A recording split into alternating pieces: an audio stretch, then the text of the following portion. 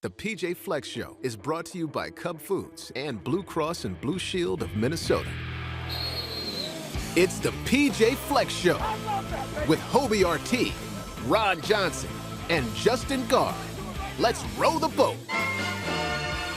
It's a one-game championship season, and it just so happens to be starting out with one of the best teams in the country. They're a really good football team. I think everybody knows that. That's well documented and well deserved. We've got to be the best team we can be on Thursday night. That's where my focus lays. You can't find out how good you are until you play game one, right? And find out information and data. And that's what game one's all about. Well, the 2021 season is about to be underway for the Gophers as they start up with Ohio State, and we count you down to kickoff right here on the PJ Fleck Show. Joined, of course, by Gophers head coach PJ Fleck, as well as former Gopher Ron Johnson and KFAN's Justin Gaard. I'm Hobie Artigue, and Coach, week one is finally here. Ohio State comes to town. People, of course, on the outside are excited about this season, but how is it feeling behind closed doors for your team specifically? Well, we're ready to get back to some football, right? Obviously, open up with one of the top 5 teams in the country. Team that's really talented, really good, but we got to focus on ourselves. We prepared a lot for this opportunity for the whole year, and if you want to find a way to win a championship, you got to excel. You got to start fast, accelerate in the middle, finish strong, and it doesn't matter who your opponents are in terms of where they put them. You're going to have to win a lot of games no matter what, but we got to find a way to come out of the gate really fast and play really good football. But we're all looking forward to football in general. Best part of football is playing football, right? So we get a chance to do that. And I think we all missed the fans last year. Hopefully the fans missed us just as much. But that was one thing that was missing last year.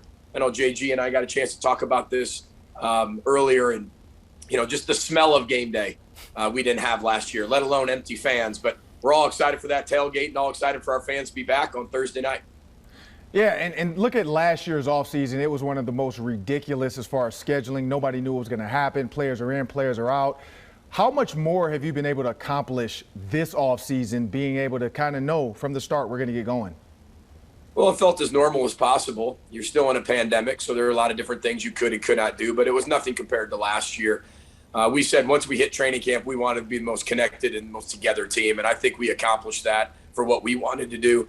We spent a lot of time together as a football team in training camp, probably did more team activities than we ever have. I think the only thing we missed was the state fair. We didn't go to the state fair this year, but we were able to do a lot of other things in between that. But very connected football team. Like I said before, fun team to coach, and a lot of guys who have played a ton of football. We'll bring you some fried olives on Thursday because I'm there every day for the radio show. I know you like those. But you return Mo Ibrahim, who everybody knows about, Big Ten running back of the year. You also return a lot of options, Coach, on your offensive line, 9 or 10 people that have started Big Ten games here the last couple of years. So how nice is that going into the season to really know what you have in terms of a running game, and how much do you anticipate you'll lean on that running game? Yeah, that was what was unique about this year is you didn't lose many people. You had, Rashad Bateman get drafted in the first round and Benjamin St. Juste in the third round. And besides that, you pretty much have everybody back. So that's very rare. There wasn't some big senior class that moved on and now you got to replace it with some youth. And I think that's the story for everybody in the Big Ten and everybody across the country everybody's probably a little bit more experienced than they've ever been and probably will ever be. But for us, you got to be able to win up front. In the Big Ten, you have to be able to win with the front 7 on defense, and you got to be able to run the football and win somehow, some way in running the football and pass pro. So I feel really good about those positions. We obviously got to go earn everything that we get. Nothing's ever going to be handed to us, but I like where we are. I mean, we were 4 years ago, we had 4 linemen on this entire team. And to kind of look at where we've come and how the offensive line has developed with who they've developed with, we're really proud of that. And then this is one of the best front 7s we've had on the defensive side of the ball with the most experience we've had too. So it's going to be interesting to see what happens and see how this team comes together. Coach, talking to Tanner Morgan at the start of camp, he admitted last season that it just wasn't good enough on the field for him. And that's along with an offseason of challenges too for him, losing his father, Ted. I have to ask you, Tanner also said that he just wants to go out there and let it fly this year, play loose, play like he is expecting of himself to play. What are you expecting of him to start this season, starting on Thursday, now with his second year with Mike Sanford Jr., offensive coordinator? Well, I think that Tanner's earned the right to earn his way to master the system. He's played in the system a long time.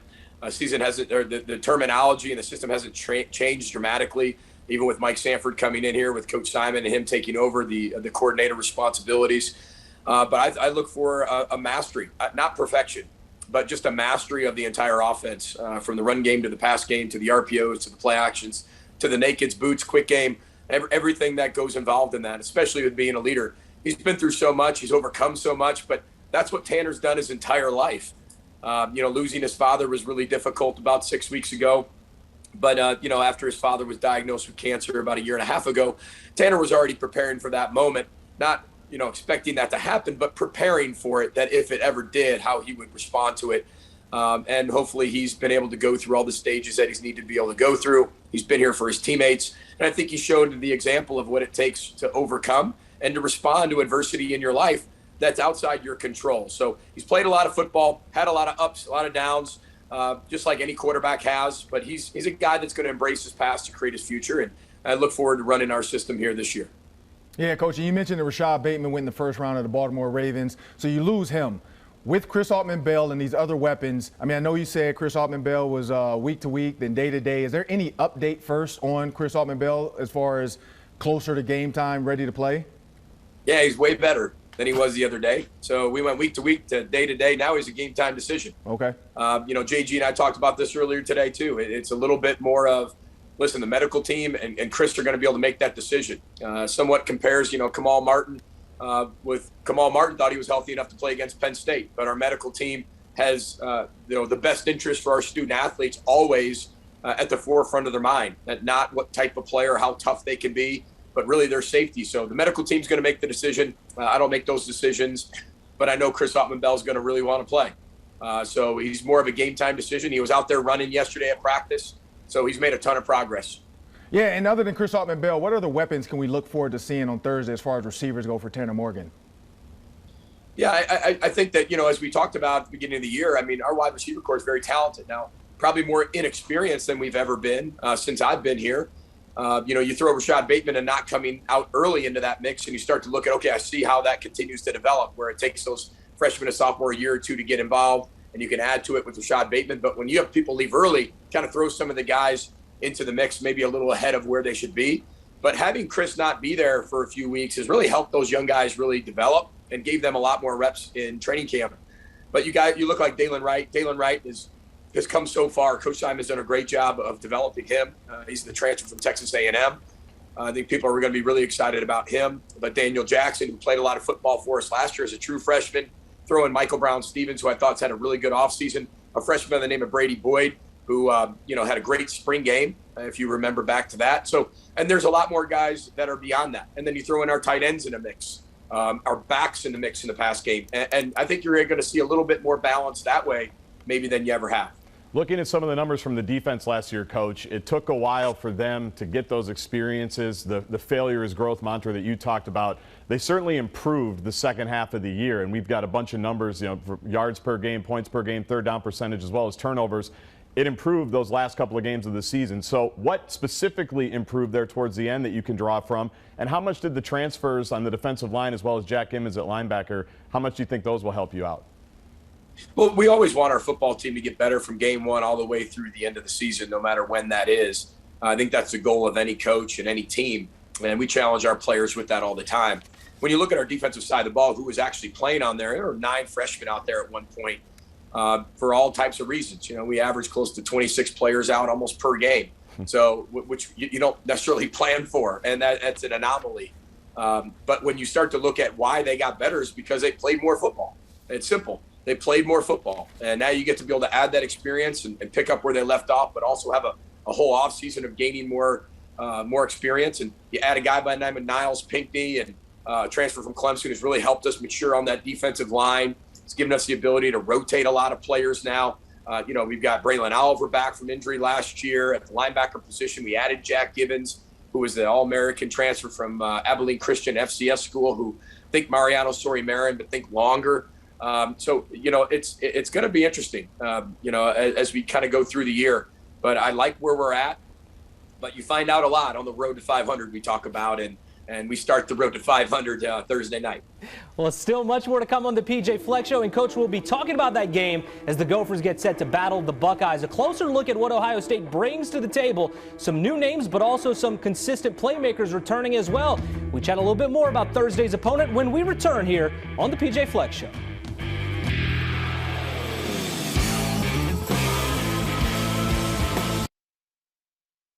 Row the boat. You're watching the PJ Fleck Show. Welcome back to the PJ Fleck Show. Week 1 is here, and it's a big one for the Gophers facing Ohio State. Coach, a game that people have been looking forward to here for quite some time. Ohio State, a team that reloads, it seems like, every single season. But what jumps out about the Buckeyes from what you've seen in their spring game and also throughout fall camp, Coach? Just their depth. I mean, everywhere you look, there's talented players. There's experienced players, and if they haven't had a lot of experience, they're just phenomenal athletes and really the next man up. And that's how Ohio State works. They can reload every single year. But again, we've got to take care of us. We got to play our best football we possibly can play and focus on ourselves. And they're going to put an opponent in front of us on Thursday night. It happens to be the Ohio State Buckeyes, who's very talented, but we got to play our best style of football we possibly can play. Yeah, when you look at Ohio State, there's a lot of, weapons, period, for the team. And a lot of guys, I mean, the receivers could have been in the NFL. What do you look forward to for that as far as your DBs matching up to that challenge of, Chris Olave, to just say one name? But, I mean, across the board, they have weapons and they reloaded. Yeah, and with all due respect and much earned credit, is Olave is one of the best receivers in the country, but they've got 3 others that are very similar. We've talked to our players about, they've got 4 Rashad Batemans on that football team, at every position. That's comparatively speaking, so everybody understands what we're getting ourselves into as we play Thursday night. And they're very talented, done a great job recruiting. They do a great job of developing their players, but it's a great challenge for our secondary. And we know that they've got other weapons besides that. You look at their offensive line, they're one of the biggest offensive lines, and their tight ends get lost in the mix, who are incredible pass catchers, great run blockers. And they've got really good tailbacks. And they've got Teague back, who's played a lot of football. They lost one to the NFL, but there's also 2 freshmen right behind Teague that could play anywhere in the country and are waiting to be the next guy. So they just continue to reload. But again, focus it on us. They're very talented. They've got a really good quarterback. They've got a really good defense. But we've got to go out there and play our style of football. The quarterback is the next guy up there. C.J. Stroud was named the starter a couple of weeks back. He won the competition there. We haven't learned a lot about him. I assume you've tried to learn a lot about him, even though he hasn't played a bunch. So how do you go about doing that? Are we going back to high school film, middle school film, Pop Warner film, spring game film? How do we go about trying to figure out what he's good at and how they might plug him into the system? Well, the good thing about where we are in our society is you can find film on anything these days, right? You can find film when he was a kid, a 6th birthday party. Home videos. But we're looking for all of it, everybody. But we went back to his high school film. But more importantly than that, the spring game, we got a chance to see that. But he played a little bit last year, so you evaluate that.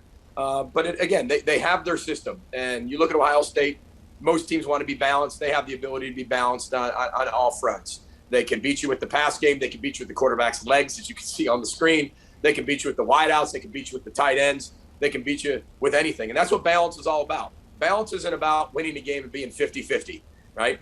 It's about whatever you have to do to win the game, you can do. So if you need to throw it 80% of the time, you can throw it effectively 80% of the time and do what's needed to win, and you can win.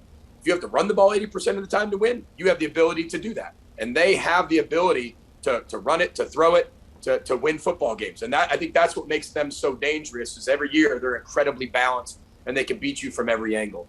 Switching to the other side of the ball, Coach, Ohio State's defense, they had some ups and downs last season, replacing some talent, including guys like Shaun Wade, their cornerback from last year, and also all of their linebackers, I believe, for this season. So how do you evaluate a defense like that? Do you prepare by kind of looking back at some schemes from the years past, or is it something else to kind of get ready for the unknowns that they're going to throw your way on defense? Well, I think that's the challenge of week 1. You just really don't know. I mean, you have an idea, but nothing's concrete on film yet for the 2021 Buckeyes. Mm-hmm. Nothing's on film and concrete for the 2021 Gophers. That's what always makes game 1 a little bit different than most games. And there's a lot of things that are unique that happen in game 1 that you have to be able to adjust to. So we have contingency plans of if they show something different, which you have an idea that they probably will on both sides of the ball, and you have a contingency plan for that. So you prepare a little bit for ghosts, but you also know that there's years of data with Ryan Day as the head coach and then obviously the coordinator of what they do. There's always going to be added wrinkles, but week one always makes it a little bit more interesting.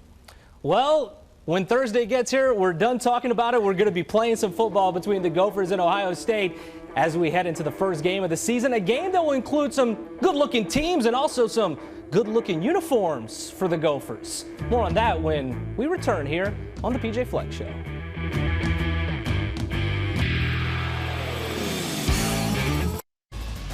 Welcome back to the PJ Fleck Show. It's over. One of the biggest wins in school history for the University of Minnesota. They go to 9-0. They beat undefeated previously Penn State. Well, Coach, that was 2 years ago. A top 4 team comes to campus and you guys pull off the win against Penn State. I'm going to phrase this question like this. Every season, every game is its own entity. But is there any way to anything to take away from that game that you can tap into, Coach, for motivation, inspiration, you name it, heading into this type of game you have to start the season? Not really. Not how we run our program. But there's guys that were on there. A lot of guys on this football team played in that game. Yep. And they know what they can do and what they're capable of doing. But we don't draw from that. That's based on our past experiences, which we learn from, apply, use. Not just from that game, but losing in overtime against Maryland last year, we're going to apply from or pull from. So there's all ways to be able to pull from it, but there's not a lot of parallels. It's a top 5 team, but it's a completely different season, that's for sure. Yeah, Coach, and I'm looking at the uniforms. I'm looking forward to my number 3 showing up. And so when you look at the black jerseys, black pants, dark maroon helmets, what was the inspiration of that going into Thursday night's game? Yeah, well, first of all, I just appreciate Mark Coyle allowing us to do those things and President Gable allowing us a chance to be creative. I think black uniforms are all over the country. We haven't had that. And, whether people like them or don't like them, our team loves them. And that's our team's been asking for those for 5 years. And that's who my focus is on. And no disrespect to anybody else, but look at that reaction. I mean, how could you not want to do that? No uniform is going to make you win a game or put you in a better position to win a game.